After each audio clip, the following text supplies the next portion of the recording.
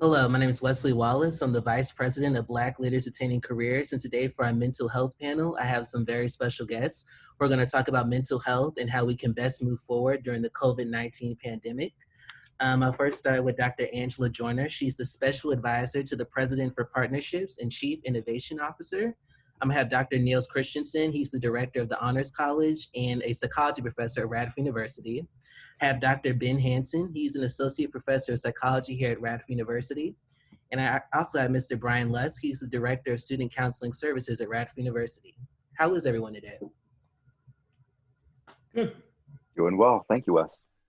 So I'm going to trans over to this PowerPoint so that you guys can have like a visual of the questions that I'm going to show you.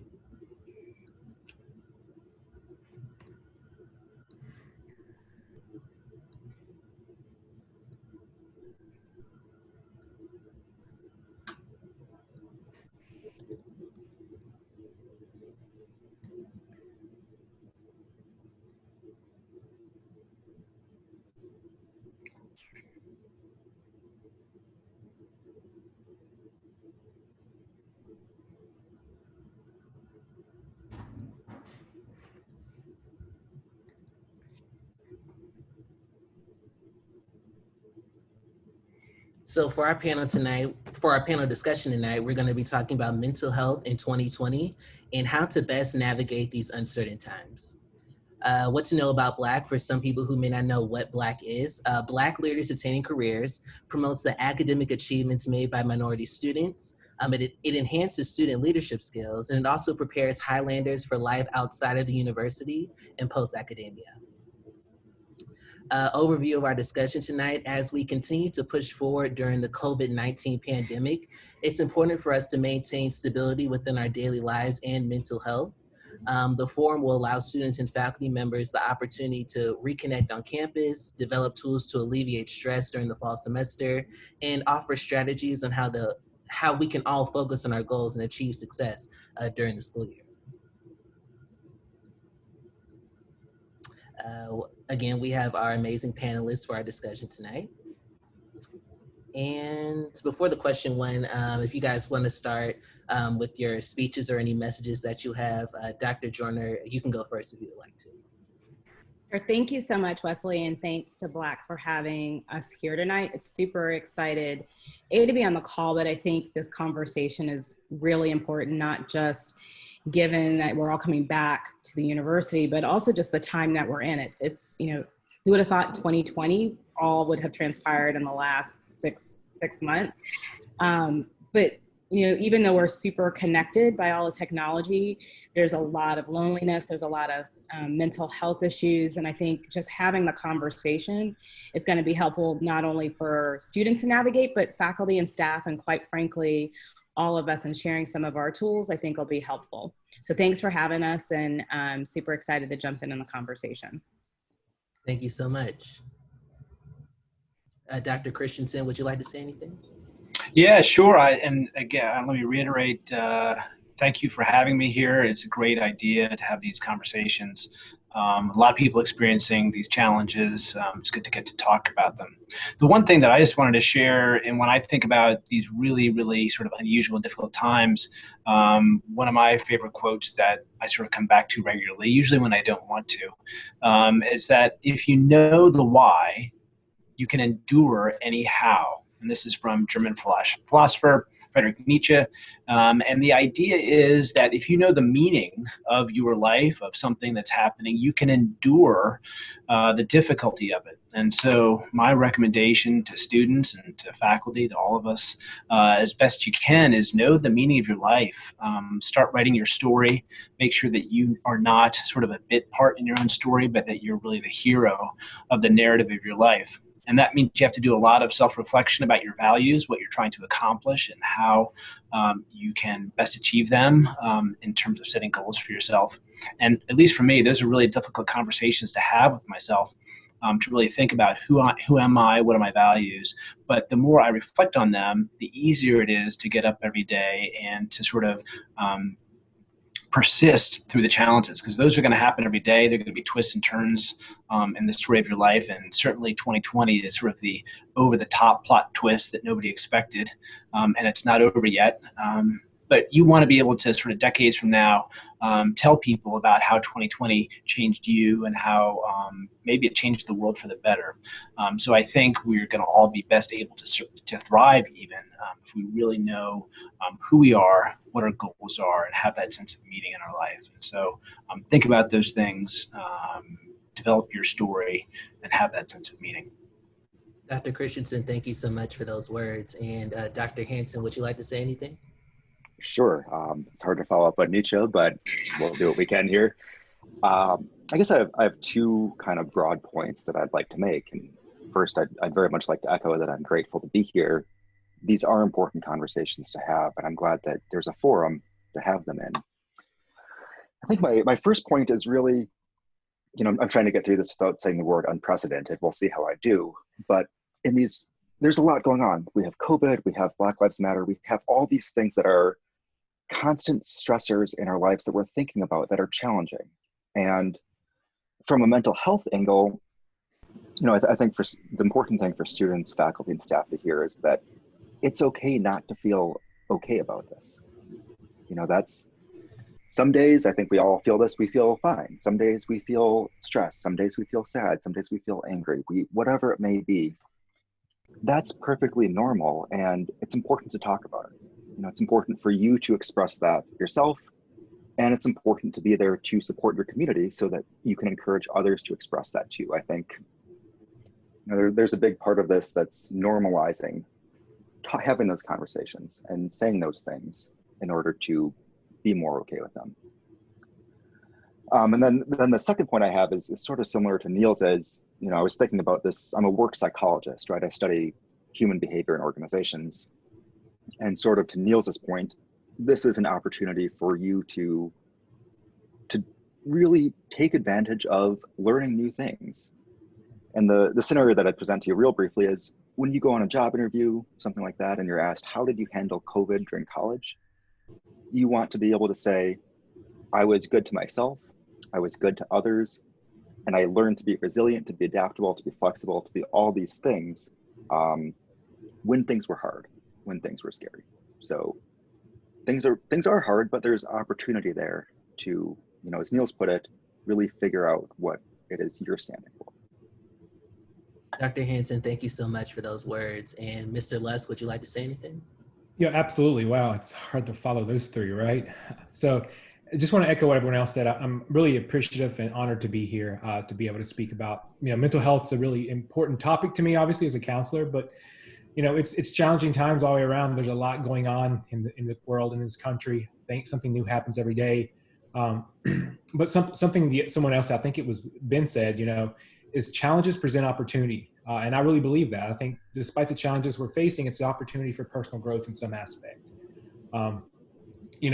It's different for everyone, but tackling something you've not tackled before in a new way is definitely a way to distract from all the negativity and just the difficulty of the situation. And then another point that I always like to make is focusing on what you can control. There is so much in our lives, in our world right now, that beyond our control, more so than there ever has been before. A lot of things in our life that used to be simple is not simple anymore because COVID has made it very complicated. So focusing on the things that you can control and putting your effort and time into that is a great way to spend your time, and you'll find it really helps your mental health to focus on those things instead of working and focusing on the things that we can't change and we have no control over. But again, thanks for having me here. I'm looking forward to our conversation tonight. Thank you so much. And to begin this panel, I just want to let all the panelists know throughout the questions in the PowerPoint and some that I'll be asking you, please feel free to jump in if you would like to add anything, if someone else has added to the question, and please feel free to give your thoughts. So for the first question, I wanted to start out talking about the recent cases that the United States has gone through. According to research gathered by Johns Hopkins University School of Medicine, there are approximately 5,807,480 cases of coronavirus in the United States. As citizens continue to maintain in-home quarantine procedures, social distancing guidelines, and self-isolations, how does the virus negatively impact the mental health of Americans, and how can individuals manage their anxiety, stress, and depression during these times? If anyone would like to start, you can, or jump in, you can.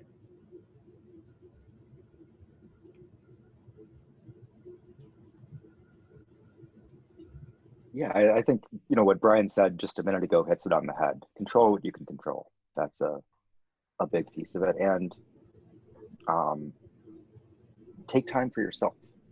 I think everything certainly feels busy, right? We're running from thing to thing. We're constantly stressed out, but I think it's a combination of what Brian said and like a Marie Kondo approach. Find what sparks joy there, and whether it be exercise, keeping up with friends and family, do what you can, and do it sometimes even when it feels hard. One thing I'd like to add a little bit that always strikes me that isn't always readily apparent is the effect of physical location on our psychological states, and that we go particular places and that elicits particular motivations for like work versus leisure.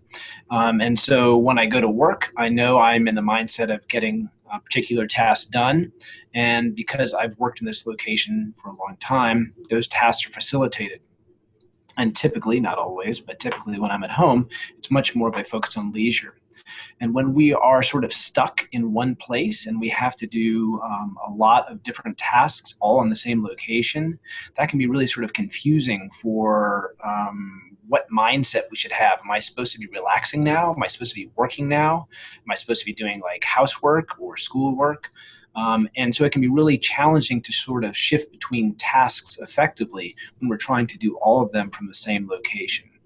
So my advice that I've tried to adopt for myself at least is to, as much as possible, separate my work life from my home life, even if it's just subtle things, even if it just means that I have to go to a separate room to do work, and then in another room I'm allowed to use Twitter or watch Netflix or whatever it is. So I'm really trying to separate out these different aspects of my life, so I don't get confused and start worrying about work when I'm trying to relax. And those are sort of subtle effects, the effects of physical location, but I think they're important and we don't want to underestimate them in our daily lives. Go ahead, Angela. I was going to say one of the things that, I've continually gone to work, but there's other emotions outside of the anxiety and stress and depression. There's also grieving, because there's practices and routines that we have developed over a period of time. So if you're used to going to classes and doing classes a certain way, or you're used to going home at a certain time in between the breaks or in between the semester, when those change, that gives you, it can be A, unsettling, but B, there's also a grieving process. Like you have to grieve, like not having that there, or having that loss, or the routines that you had, or the connections that you have. So for me, I had to allow myself to be able to grieve all of the things that I'm not doing or not getting to do, but also looking at it from a different perspective to say, what are those things that I can welcome that I wouldn't have been able to do, like spend more time with my daughter, not being in traffic, not feeling rushed all of the time, getting out and taking a walk at night to change up the scenery, slowing down because I don't have all of the other distractions or things that I'm rushing to. And so it took a little while after, we started quarantining, for me to recognize that not only there was a sense of anger and anxiety and stress and depression, but there was also a sense of grieving what was comfortable and normal for me at the time, and then starting to welcome a new routine that would be positive, but also intentionally thinking about what are those things I want to leave behind versus what are those things that I want to carry forward as we continue to move through the different phases of this pandemic. So, and I just wanted to add, I think everyone put some great stuff out there. Going back to kind of add on what Ben said earlier is self-care. Find something that you enjoy and that brings you no negative consequences. For some people that's exercise. For other people, maybe drawing. It could be listening to music. It could be taking walks. But finding those things, and if you're not already doing self-care, finding times to schedule that so you start doing it. Because saying you're going to do it, but not identifying a time makes it more likely not to happen because it's not a part of your routine. So, when you start that routine, set a time each day that you're going to do that routine. and do it, stick to it. Even, I think Ben said, even when it's not, you don't feel like doing it. There's mornings for me, I get up at really early before work and work out. And there's mornings that I don't want to get up at 5:30 in the morning to work out, but I do it because I know when I'm done with it, I know how it makes me feel mentally and physically. And I think that's important for a lot of people to find their self-care mode, whatever that may be.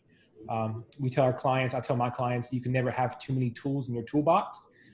So there's lots of tools of self-care that you can utilize. So you got to play around and try a lot of different ones before you find one that connects for you. And the ones that don't connect, don't throw them out, because they could become unuseful at some point down the road. You just don't know. Thank you so much. And for our second question, I wanted to ask, among the 14 college campuses in the United States, 18,764 college students participated in a survey conducted by the Healthy Minds Network for research on adolescent and young adult mental health and the American College Health Association. During this research, I found that there was a prevalence of depression, or the survey found that there was a prevalence of depression among college students had increased since the pandemic, and it was caused due to the closures of many campuses this spring compared to fall 2019. And there was also a prevalence of substance abuse. The prevalence of substance abuse decreased. So, Mr. Lusk, I wanted to ask you, how will Radford University's student counseling services provide mental health support for students during the fall semester?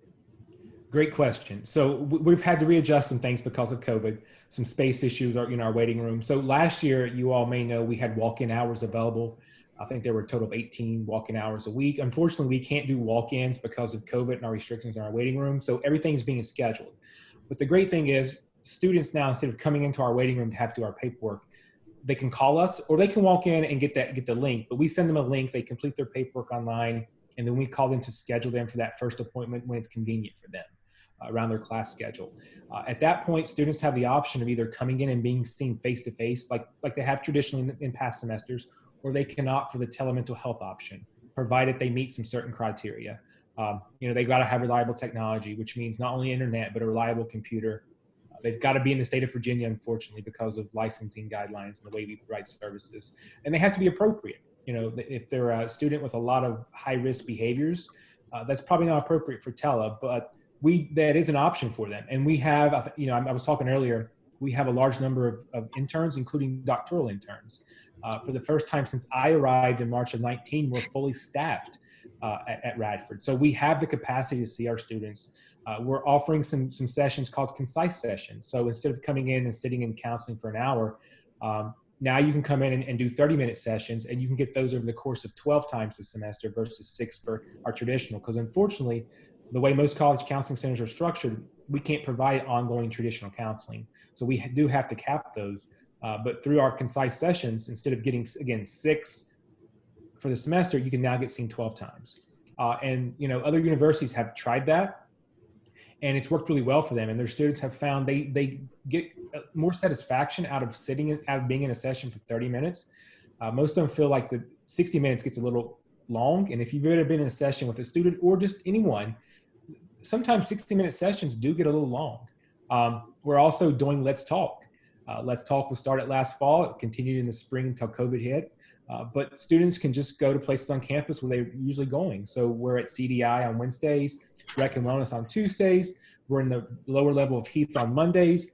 And then we're in the library on Thursdays, 3 to 5 every day. You don't have to schedule it ahead of time. You don't have to do any paperwork. You just show up and talk to a counselor, get a consultation. And that's for those students that maybe are reluctant to be seen coming into the counseling center, because there are some students that are still hesitant to come into the counseling center for whatever reason. But they can go to these places where other students are going, and no one knows what they're going there for, and they can go see a counselor and get seen for Let's Talk. So those are just a few of the ways we've kind of changed things and the way we're evolving to meet demand. But again, we can definitely handle our students. We have plenty of capacity. So I strongly encourage our students to reach out, because there's a lot going on in all of our lives, but especially the lives of students.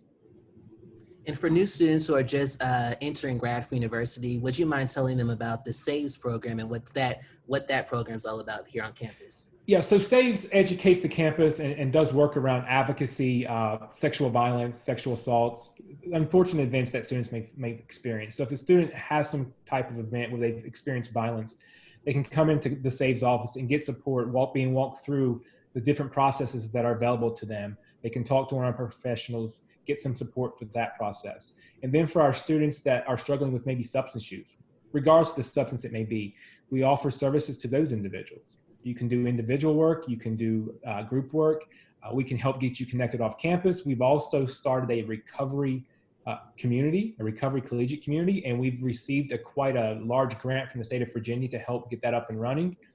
So, you know, a lot of the services, again, around substance use and violence and just that type of education and support. But that's another service that we have a capacity to see our students in right now. We also have interns there that can help us out. So that's readily available as well. Thank you so much. Absolutely. And here's the third question. 66% of students during that survey reported that the pandemic has caused them more financial stress, which is a known predictor of student mental health, according to the report on the survey results. And 35.7% say they've moved to a new living situation as a result of the pandemic. Just some economic statistics. The virus has caused the US to be in the worst recession since the Great Depression in the 1930s. And the unemployment rate in the United States stood at 11.1% back in June. While this is a marked improvement from the 14.7% jobless rate in April, it is still higher than at any time in at least the last 70 years. Dr. Joyner, I wanted to ask you, as the former executive director for the Center for Career and Talent Development, what advice would you give to students who are looking for employment opportunities in the current job market? And how can students budget, save, and spend effectively during this time? And with the budget, saving, and spending, any panelist who has a thought or would like to say something can jump in on that too. Yeah, great question. I mean, we've had a lot of students ask that question. I mean, I think the good news is that you need to stay positive. You need to stay positive, but two, while there is a recession, I think the positive news for our students is that there are also a lot of jobs out there. And so unfortunately for more seasoned and experienced people who are either laid off and or who is looking for a job, our students can actually find jobs because they're gonna be at a different, not only experience level, but also a different salary level. We've helped several students in the last few weeks actually get into the job market much sooner than they thought. The other piece that I would say is this is also an opportunity for you to do an internship. If you just graduated or getting ready to graduate and don't have a full-time job, you can also look for an internship and use that as a way to bridge into a full-time position. And we've seen several students be able to do that as well. I would say don't get discouraged. Reach out to us so that we can help you navigate the job market. Many companies are actually doing their recruiting online, which actually is a plus for our Radford students because it gives you the opportunity to reach out to companies that may never come on campus. And then I would say from a budget save perspective, absolutely save if you don't have to spend the money now, save it so that you can give yourself a cushion, even if you have to do bridge jobs, like 2 jobs at a time in order to build or bridge or find a roommate or any of those things that can help you. We would recommend that you do that. But we also have resources on our webpage and on our career guide for budgeting, finance, and then also how to navigate the job market when it is in a recession. And if anybody's looking for a babysitter job, you can call. I'll jump in just quickly, mostly because my son is going to be a college freshman this fall. So I've had lots of conversations with him about earning money over the summer and saving money.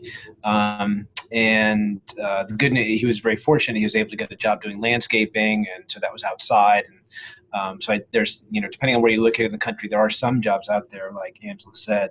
The thing that we sort of noticed in putting together a budget, the good news and bad news is that a lot of the things that he might have spent money on in college are not really on the table for this fall. And so things like going out to eat and going to movies, he's not going to be spending as much money on those types of activities as he would otherwise. And so he's going to be more focused on things like, going for hikes, being outdoors, small group activities with friends. And so he's decided he really doesn't need quite as much money for this fall as he might during a normal academic semester. And that might not be the total deal breaker, but it is good to know that, okay, so I may have less income now, but I also have maybe slightly fewer expenses, and I need to focus my leisure time in things that are, free, like going out into nature, going for walks, spending time outside with friends that can be less expensive than we might think of, like going to a movie or going to a restaurant. And Dr. Hansen or Mr. Lusk, do you have any budget saving spending tips that you would like to offer students? I guess maybe more so for me, it's on the employment side of thing that the general advice that I'd give would be, this would apply in a non-pandemic time too, but especially now, don't focus so much on the job title, the salary, the prestige, any of that coming out. What you want to be doing now is building skills. Recognize that you probably won't be at that job for the long term because people change jobs now so quickly. So focus not on what the job is going to does, but what skills you can learn that you can then build on in the future to get other jobs that you may be interested in. You may not hit the sweet spot right away, but have a plan to get there and to continue to develop. And just to follow up on that, I think, getting a job that you may not enjoy, but doing it to the best of your ability and building those relationships so you can get a reference for someone down the road that'll help you get the job you really desire. I'm sure the others as well, but I had jobs in my younger days that I didn't enjoy, didn't enjoy whatsoever, but they were money, and it gave me skills that I needed to get jobs later on. And I built those connections, was able to get references, and I still tap into those people from time to time, when I need a reference for something. So I think that's really important. Is focus on, getting what you can and getting the experience you can, and then, looking to move on to when it's possible and appropriate. Thank you so much. And for the fourth question of the PowerPoint, I wanted to ask all of you this. So now that we're 3 weeks into the fall semester, what advice would you give to students regarding time management, and how can both students and faculty members stay positive and hopeful during these times? I love time management. I don't do it well, not as well as I'd like, but it's so important. And so I was talking about it with my honors freshmen today. The things that I tried to encourage them to do in terms of time management, and a little bit related to what I said before, but the idea that your physical location, like where you are, is going to change your mindset and your productivity. So if you know that you need to get X amount of work done today, you need to have a location where you can go and focus on getting that done. And when you're there, that means you turn off your phone or set it on Do Not Disturb. You're not getting distracted by emails or Netflix or TikTok or whatever, because it's so easy to do those things. So finding a way to separate those things in this new location where you're going to focus on work. That time is going to be much more productive. And by extension, you're going to get your tasks done faster. So finding that physical location for yourself that works, that's safe, where you can really focus on the task at hand. And then when you're done, go to the place wherever you're having your leisure relaxation time and really enjoy it, so you can separate that leisure and work time. And then my other piece of practical advice that I always like to give students is, because students are often concerned about sleep and managing their sleep time. And the goal should be to get up at as close as possible to the same time every day. Now, that's not easy for college students. I don't want to minimize it or trivialize it. But if you're getting up for an 8 a.m. class one day and then you're sleeping till 2 p.m. on Saturday, that's going to be really, really hard for your brain to process. And so just trying to work on that so there's not as big of a window between the time when you get up each day. That helps regulate your sleep cycle. Your brain starts to predict, okay, this is about when you're going to go to sleep. This is about when you're going to get up. And your body gets into those rhythms, and you're going to fall asleep better. You're going to rest better while you're asleep. So working on that, again, I know it's not easy when you're young. You get old like us, like we're getting up at the same time every day. But for you guys to work on that, it can really help sleep, and that helps you just be more effective. And I think follow up on what Neil said is just having a schedule, scheduling things that you have to do, studying, but also scheduling the fun activities. You know, whatever your self-care is. People are more apt to do things when it's scheduled and they can see that. So if you don't like having a physical schedule, put it on your iPhone or your Android, whatever device you have, or get a physical schedule. But scheduling things makes us more apt to do them. We'll see them and it'll help us set reminders. You know, I tell my students when I see them is they'll forget about, well, I forget to do my self-care. Even though I schedule it at 6 o'clock, I forget about it. Well, set reminders on your phone. I do that and it helps me remember things. Otherwise I would not remember, especially when things are the way we are in the world right now. You know, we're so distracted by everything. So that would be my piece of advice. I'll build on the scheduling. If it's in your schedule and you can do something the same time or every day, it's really helpful. And if it can be positive, that's even better. One of the things that I have found helpful in for me and in my circle of friends is doing a gratitude journal every day. And I write down every night, what are the 3 things I'm grateful for? And it helps me stay present and it helps me stay focused. And it happens the same time, 9:15 every night. And then the first thing that I do in the morning is I just get up and go outside for 5 minutes and just take deep breaths. There's several apps that you can do on your phone that helps you just stay present and do that. And that's helped me stay positive, and it's also helped me stay hopeful. I think the second thing I do is I reconnect with a small group of people that I connect with on a weekly basis. And we've been doing it as a Zoom call, but it helps us keep each other honest. We send, funny memes throughout the week, but we also send positive thoughts, as well as for us scripture or songs. And one of our friends also made me a playlist of music that we liked, and we play it throughout the day. So I think you have to find those things that work for you, but schedule it so that you have something to look forward to, but B, to break up the monotony of the day. But also for me is to add more positive stuff than I normally would, so that I can keep a little bit of rhythm and balance in my life. Yeah, clearly we're all on the same scheduling train here of how important that is. So just the one add-on that I'd have for that is put in, you're putting in maybe your classes and things like that into your Outlook calendar or your physical calendar. Echoing the put in the fun stuff, not only does it make sure you do it, but it's kind of a subtle reminder that this is just as important.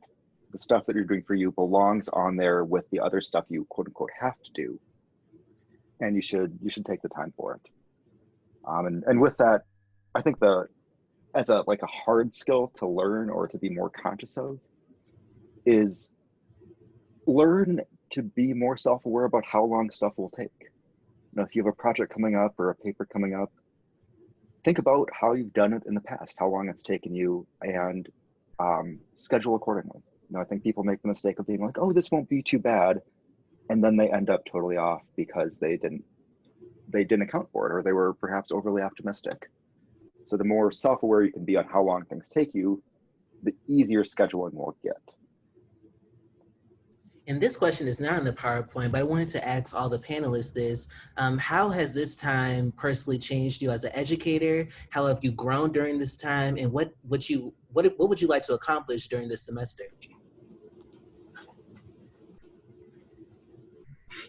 I'll just start quickly and say I never used Zoom before until this. I never used Kaltura for recording videos. I was like, oh, for my classes, I was like, oh, that is impossible. I could never do that. And so I don't think I ever would have learned how to use those technical skills. And now it's allowed me oh, that's not too hard and I can do this. And so I do feel like I've had some technological growth that I wouldn't have had otherwise. And I think I really, really like teaching in person in classes and having those conversations with students. But there's times where having a recorded video can be really, really helpful in many ways. And so I think the whole experience has made me a better teacher from a technological perspective. But then also I've really had to think about what's the most important. If we can't do things the way that we want to, what is the most important thing that I want students to get out of my classes? And that has caused me to reflect more intensely than I might have otherwise. And all of that has not been fun learning these new things, but it has been a really good growth opportunity for me.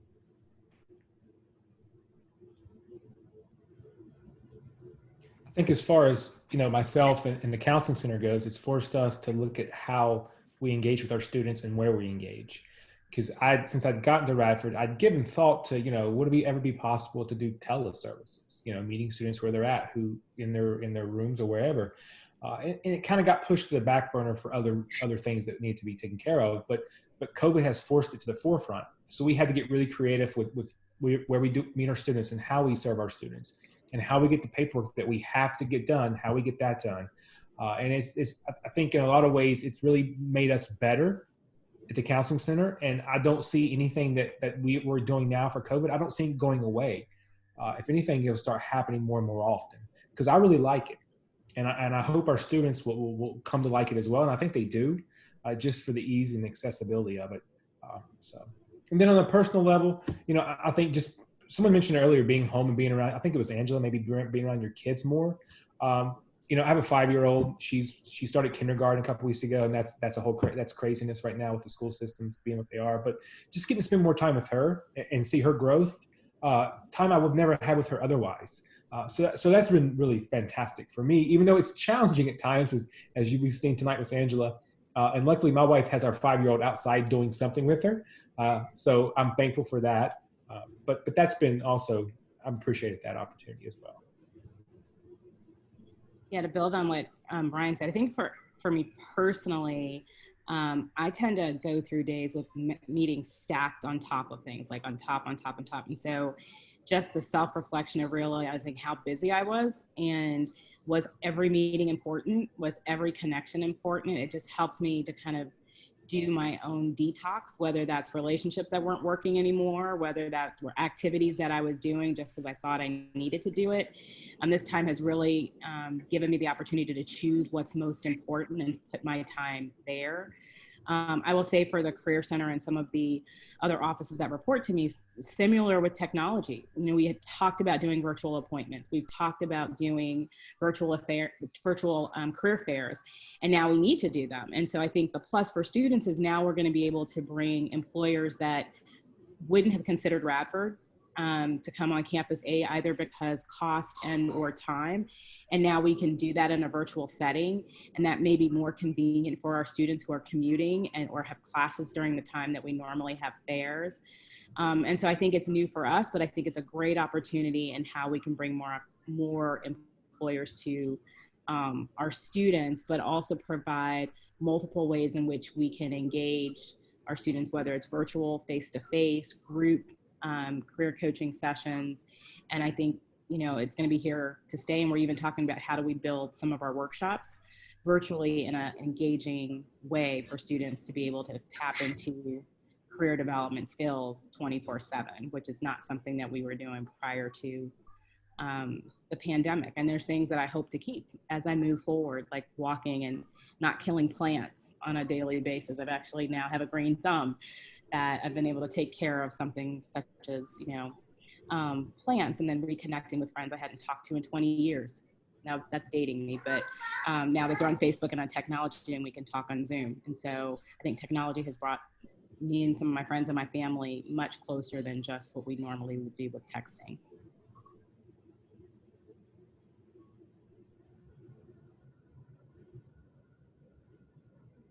There's things that have been sharpened and made more efficient kind of violently because we were jolted into it, but we still have that outcome of, as you all hear, like things don't necessarily move quickly. We're all very reluctant to change how we do things, but boy, we've streamlined some stuff in our teaching and our research and our running of our offices that works. And it's kind of like, well, okay, this is kind of neat. But in addition to that, I feel like this has really reinforced some of the core values as well. Whether we're synchronous or recording or asynchronous, whatever it may be, we need to connect with students. We need to be there for them. We need to find different ways to reach out to them, especially now. I'm thinking about today, I had a class with my first year grad students, and this is so important to, in whatever way, to be together to support each other. And kind of that core mission comes into focus a little more when things are tough. And yeah, personally, I'd say it's probably just, being being appreciative of the little things, of having a night where there's not much going on, and my partner and I being like, we're going to just watch a show, and instead of it being something we just did, now being able to say like, this is really nice. We really enjoy the opportunity to do this. And I think, again, bringing things into focus, that sometimes the simple little stuff is really good. Well, I want to thank all the panelists for participating in this discussion tonight. And thank you so much for your words of encouragement, answering these questions, and really providing your insights for BLAC and for students on campus. Our organization really appreciates it. Thanks, Wesley. Thanks for having us together. Thanks, Wesley. Thanks. Thank you so much. Have a good day. Yeah. You all have a good evening. Bye-bye. Bye.